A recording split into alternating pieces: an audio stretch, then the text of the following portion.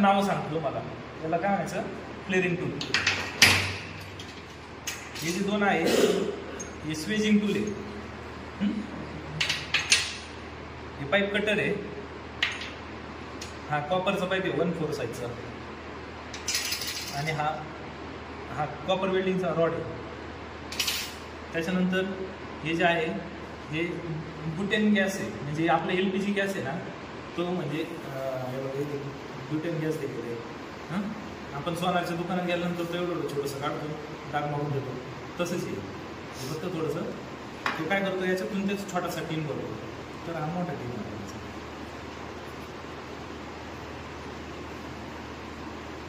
आणि ही त्याची टॉर्च आहे. तर इथं मी काही प्रकारचे नट पण आणले तुम्हाला दाखवायला.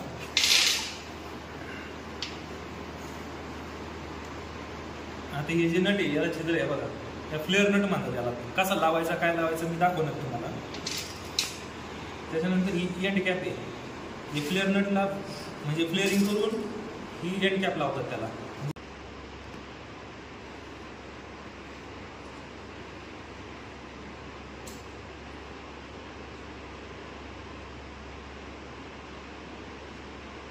नॉर्मल अर्धा एकदम फक्त वर ठेवायचं आहे, कारण जास्त वर जर ठेवला तर ते जास्त खुलले गेल्यामुळं तो पाईप चिरू शकतो. त्याच्यामुळे त्याला काही जास्त नाही ठेवायचं वरती. एक साधारण अर्धा पर्यंत वर ठेवायचं आहे. त्याच्यानंतर त्याला टाईट करून घ्यायचं.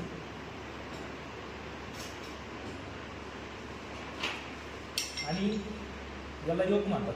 म्हणजे या टूलचाच भाग आहे हा पूर्ण. आणि हे असं फिरवल्यानंतर चांगलं व्यवस्थित टाईट करून घ्यायचं. थोडंसं पुढं फिरवायचं आणि परत रिवर्स घ्यायचं नॉर्मल. का बरं, का त्याला व्यवस्थित जे आपण म्हणतो ना फिनिशिंग, कोणत्या कामाला एखाद्या आपण म्हणतो फिनिशिंगमध्ये टाकतो, ते फिनिशिंगमध्ये व्हायसाठी. नाही तर मग आता याला काही थ्रेड आहे, त्याला ताकद लावली पटापट ते हे होईल खुलं, पण काय होईल ते चिरू शकतो. त्याच्यामुळे ते चिरू नये म्हणून अशा प्रकारे करायचं. बघा क्लिअरिंग झाली ते त्याला. तर इकडे दाखवा. त्याचं याचं तोंड फुलवायचं. या पाईपचं तोंड फुलवायचं म्हणजे तो पाईप इथं लॉक होतो. म्हणजे त्याला काय म्हणायचं, क्लिअरिंग.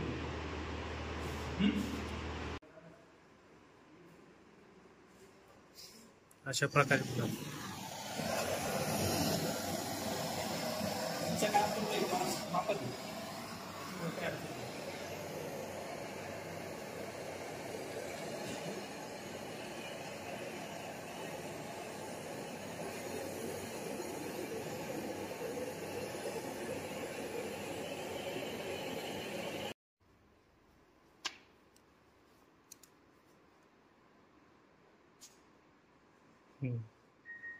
ओके.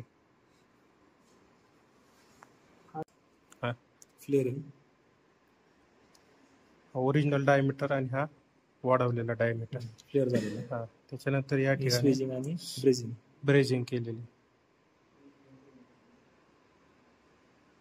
त्याच्यामध्ये ह्या पाईपचा डायमीटर वाढवला आपण आहे ना, आणि हा ओरिजिनल ह्याच्यामध्ये घालून आपण ब्युटेन टॉर्चच्या मदतीने याला आपण ब्रेजिंग केलेलं आहे विथ कॉपर रॉड वापरून, कॉपरचा फिलर रॉड वापरून. Okay sir. तर अशा प्रकारे कोणाला काही डाऊट असतील तर सरांना विचारा. ठीक आहे. अशा प्रकारे सरांनी आपल्याला एकदम उत्तम असं प्रात्यक्षिक करून दाखवलं. सरांचं हार्दिक अभिनंदन काळ्यावर.